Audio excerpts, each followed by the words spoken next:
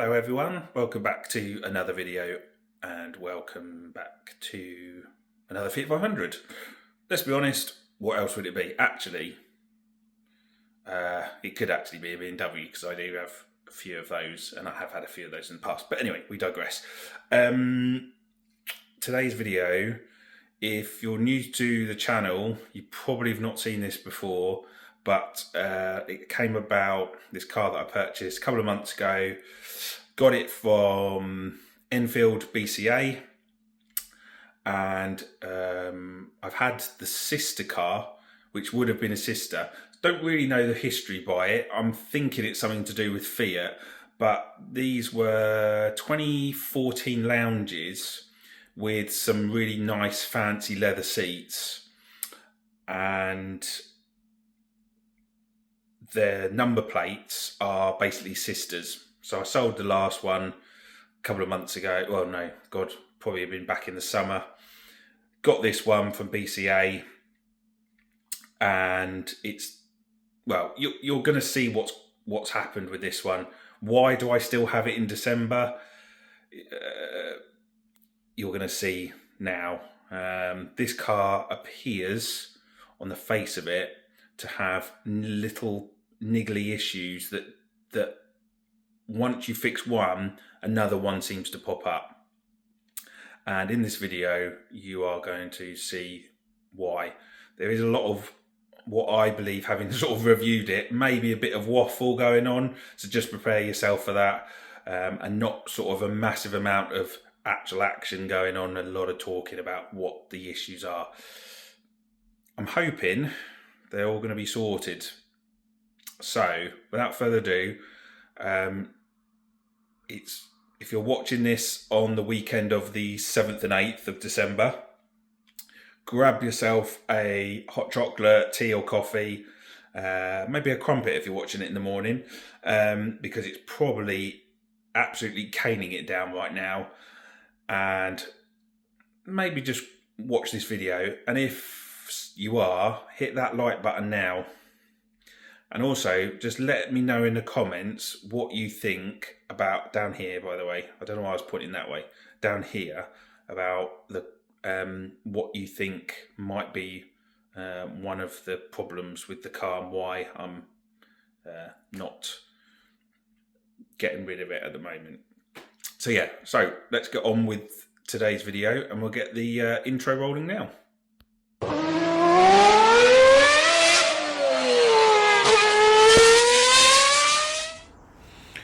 So one of the problems, to be honest, maybe I'll start from the beginning. So weeks ago, this car developed an issue. Haven't really experienced it before. Well, haven't experienced it before, full stop, and certainly hadn't experienced this when I purchased the car. And I don't know if it's been getting worse, but I did mention that it would go into almost like limp mode, but it wasn't the car saving itself and putting it into limp mode. It was because there obviously clearly was a fault and it was stopping the engine performing as it should. And one of the biggest issues was that I was at a car park, went to drive off, and basically there was absolutely zero power, literally nothing, and it was almost like it was misfiring. Barely could even get it out of the car parking space. It then randomly sort of cleared itself, and then over time, using it every so often, I'd start the car and I'd just feel it just hesitating quite a bit, feeling like when you put the power down there wasn't really any sort of necessary get up and go, but definitely didn't feel like misfiring in the spark plugs. So plugged obviously the laptop in, and it tells us that there's a lambda fault, lambda sensor fault, which points to this one here. Now ignore the wiring. The problem we've had, and for weeks we've been trying to get this off and we've not been able to do it. We've tried so much stuff, brute force to get it off, and it just wasn't moving. I've asked a few people, Paul said that they generally never had really an issue with getting them off. Another guy that uses like the gearbox type of thing, repairs gearboxes, knows them quite well, said he would offer to do it, which is good. But anyway, we've been putting plus gas on this for the last couple of weeks because apparently it's really good stuff for shifting seized nuts and stuff. So we've been applying that, so hopefully it's going to come off today. Now you see that the wires are very different to what they should be. That's because ended up cutting it at one point to try and assist us in getting it off. But anyway, I've gone to start the car today to go and take it to my local guy, sort of 10 minutes down the road from me, who says he's happy to give it a go himself. And the car now just won't start. It just doesn't want to. It's got nothing to do. This car's been parked up here for a couple of weeks. It's got nothing to do. I firmly believe this is causing the issue, and I can't move it, so I can't get it over to him. So, having now added plus gas to this car and let it set for or do its thing for 2 weeks, we're going to try it once more to get it off.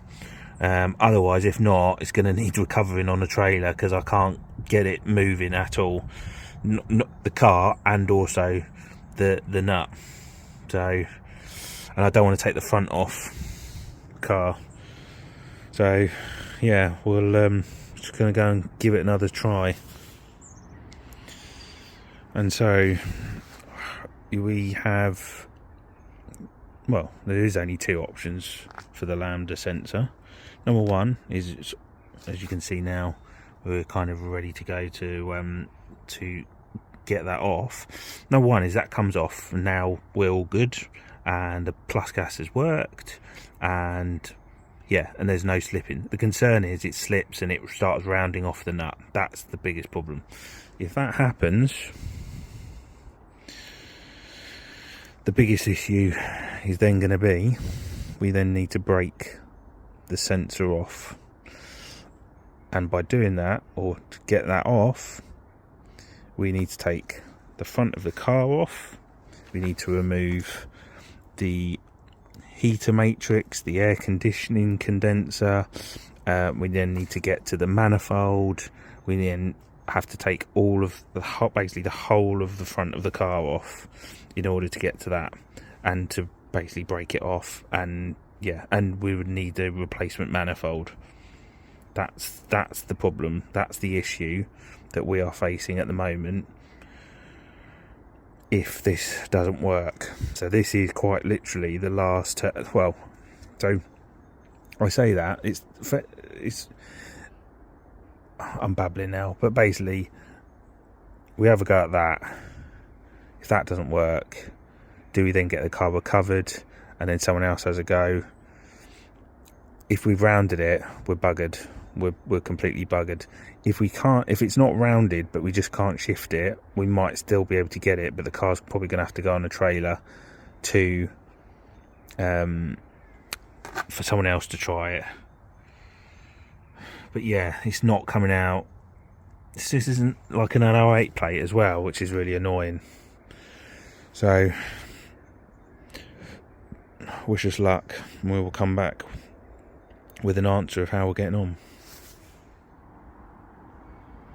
Okay, we are a day on. Did we sort the lambda sensor? Yes, we did. We did sort it. Did we sort it in the way that we wanted? Well, yes and no. So let's explain where we're at. Let me first show you. As you can see, it's done. The only thing I've got to do is sort out all the wiring and get it all sorted and put back in. So this is all going to have to come out and clip things back in. But the main thing is that it's done. Right. So a little story behind that is that eventually we sort of admitted defeat. Thought that was proper seized on. and we've got mobile mechanic to come out that I use to have a look at it. And I think what you could argue with this is that it's ultimately, it is a bit down to the part that you use to try and get it off. Now, what we did, or what we attempted to use, was a lambda sensor socket, which meant that obviously it had the strip that was missing, so you could put it over the wire. That was causing, after numerous attempts to try and put it over the nut and then turn, was it was starting to slip on that nut. Obviously, the more you slip it, the worse it's going to become, and you could end up rounding it off. So that wasn't going to work.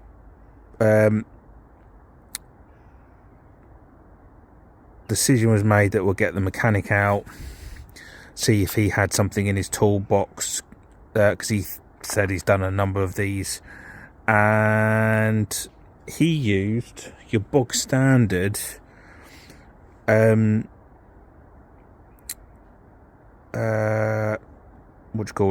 socket, quite a thick one, quite a tall one. Put it over, cut the wire, put it over, quick twist, out it came.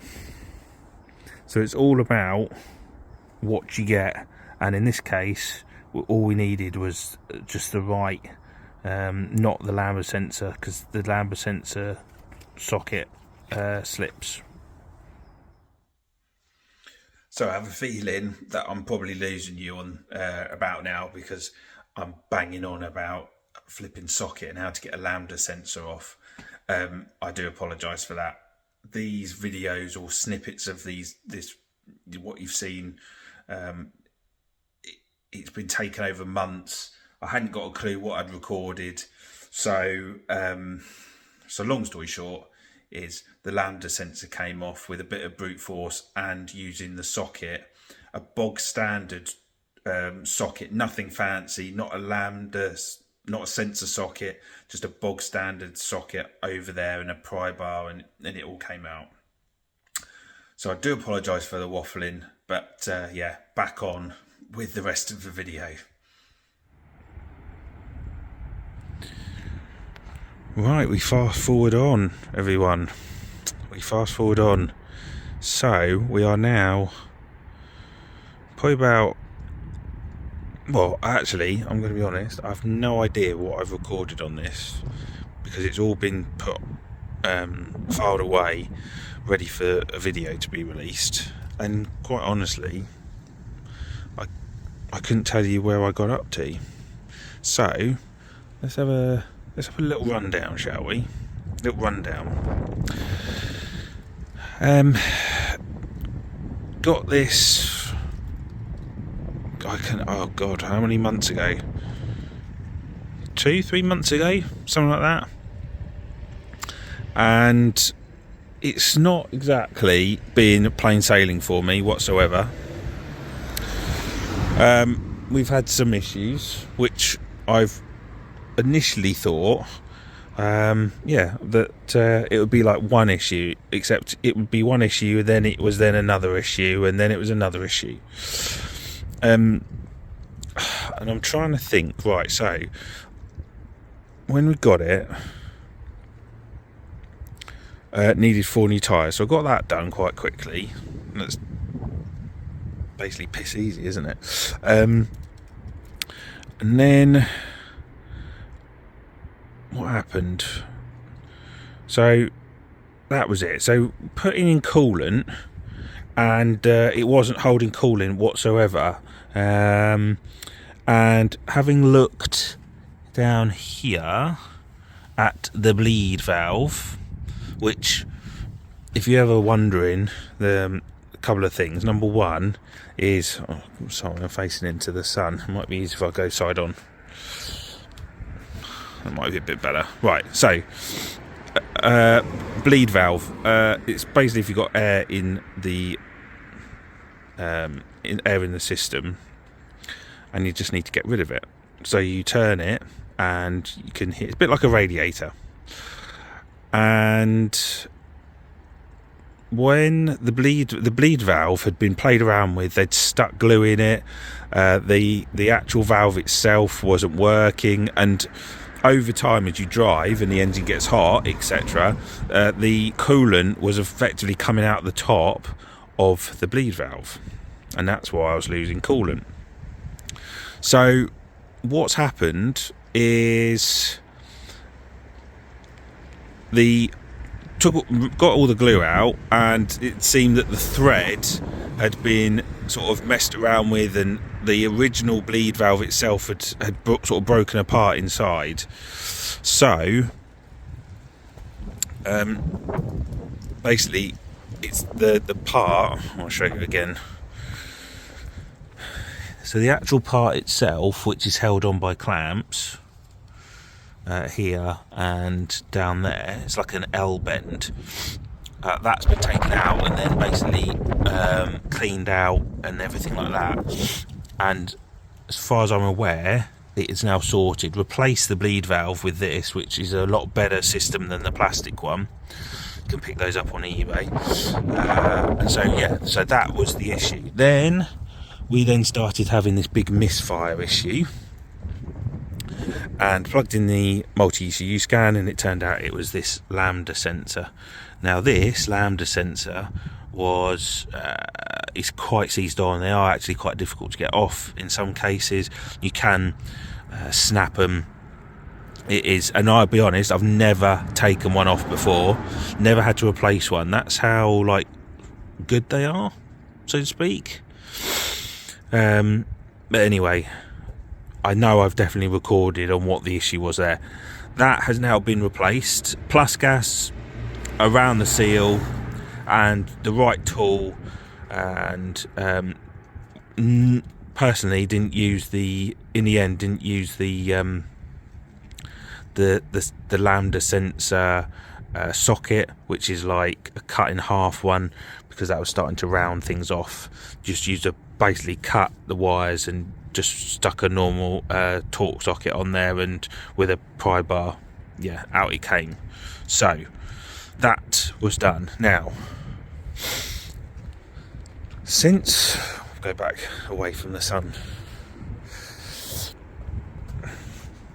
since then I've then gone, right, great, fantastic, we can now get this gone, get it cleaned up. And as I go to drive off, the battery symbol on the Speedo has come up. Now, that's not to say your battery's at poor health and to change the battery. It's not that at all. On the Fiat 500, it's basically saying that the alternator is not generating any power to charge the battery. That's what it's for. So, plugged in, I don't know if it's still in there. Should we look? Is it still in there?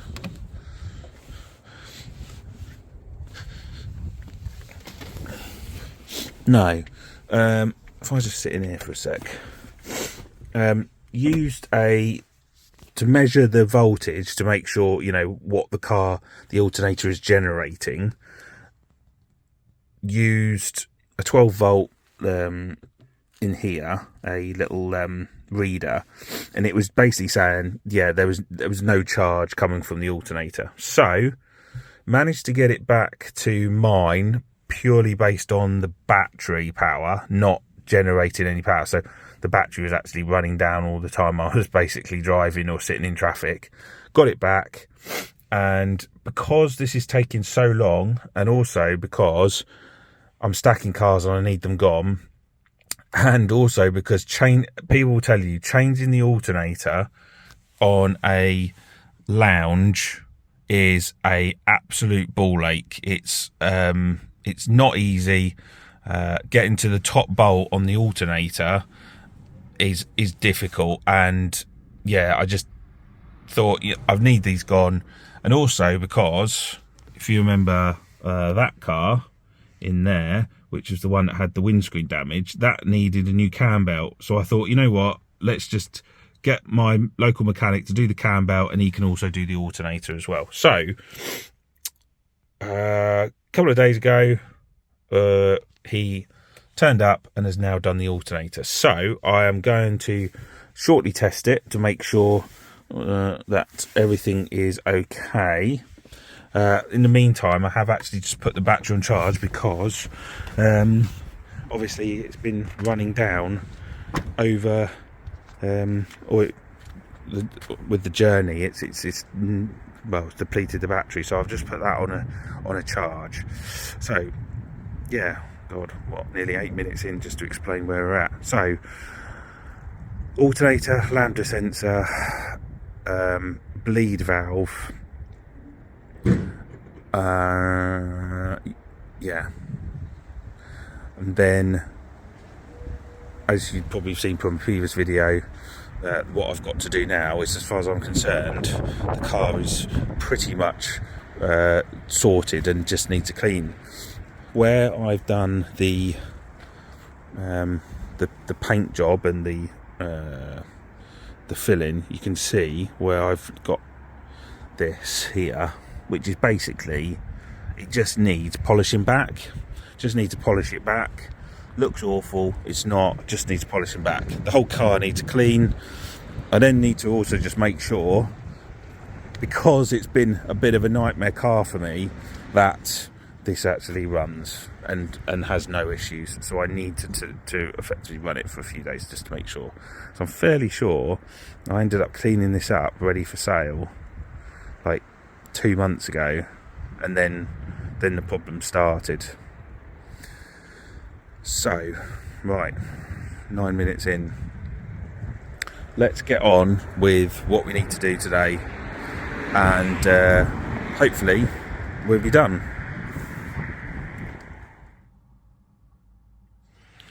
One of the things I completely forgot about was the speedo.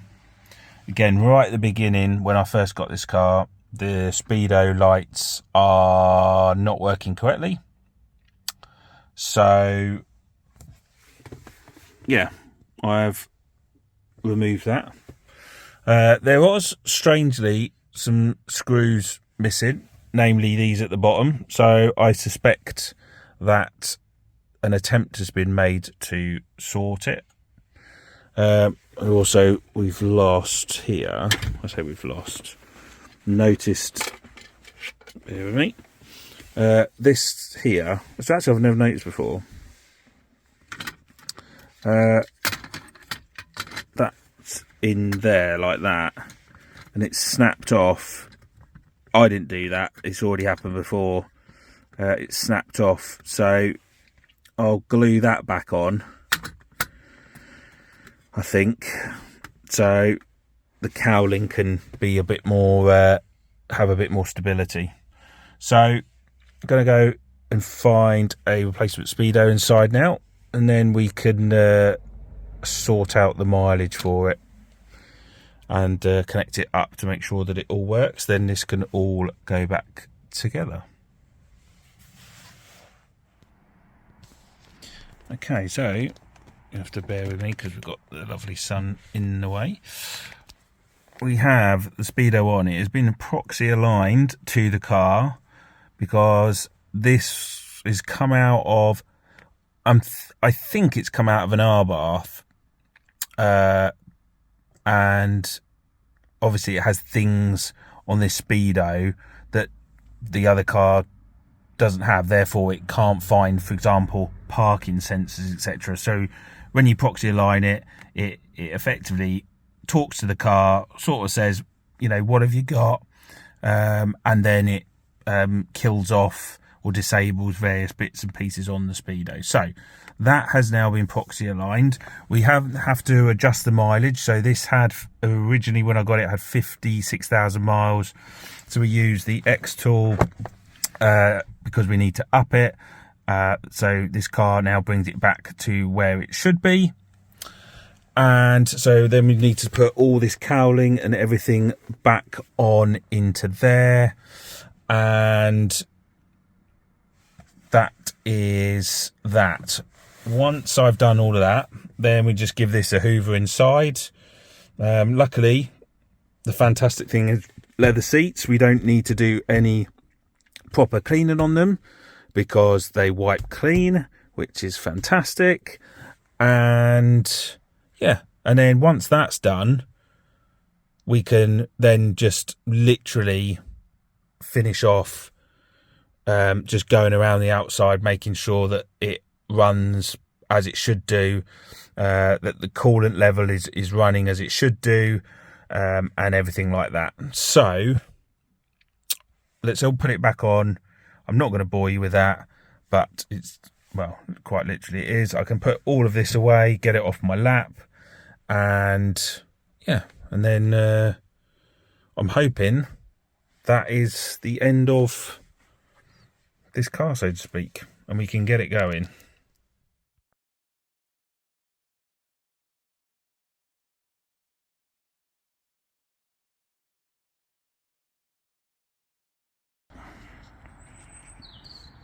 So, Houston, we have a problem. I think springs to mind on this one. Oh my God. I think, could it, I don't think it was a misdiagnosed, but obviously, as you know, and I've mentioned it a couple of times before, the bleed valve was completely mullered. So as you well would have seen, this is all now back in place, all looking good. Great, fantastic. So what did I do? I started the car so I could move it just a bit, and heard gushing water from behind the dashboard. That does happen on 500s. It's air in the system. So I opened the bonnet to bleed the new bleed valve. Open it up, nothing, no real air, and not even small amount of coolant came out. So I've had a look at the coolant, and it's at minimum. So it's shared its coolant. Now, this has been like this. This coolant's been like this ever since I got it. Keep topping it up and it disappears. Keep topping it up, it disappears. Put it down to that bleed valve where they bunged glue in there and thought, that might be the issue. So obviously that was fixed. So we've done that. Thinking, yeah, it was all good. However, why is it back to minimum again? Because after doing the bleed valve, topping up the coolant's gone again. Now, let me just tell you what, let me just get my torch and I'll show you. I think the problem is, let's go under here, bear with us. If we look at the sump, oh, bear with me. So there, I think's the coolant, and I think the water pump is shedding the coolant. So I think it's time for a cam belt change on this one. Yes, it is high mileage, 95,000 miles on the clock. It has had a cam belt change in the past. Unfortunately, I don't know when, but I'm thinking this needs a cam belt change and a water pump. So it's going to be another thing that's got to be done on the car, and I'm hoping it sorts it. It should do, but this car just doesn't want to be sold. It just doesn't want to just run off the back and just run well for some reason. So all I can do is clean it up, hoover it, get it all looking good, and then gonna have to get my mobile mechanic to come and do the cam belt and water pump for this one. So there you have it. It just won't go. It's the bane of my life, this one. It really is. Anyway, I will come back probably later in the week and let you know what the plan is with this one.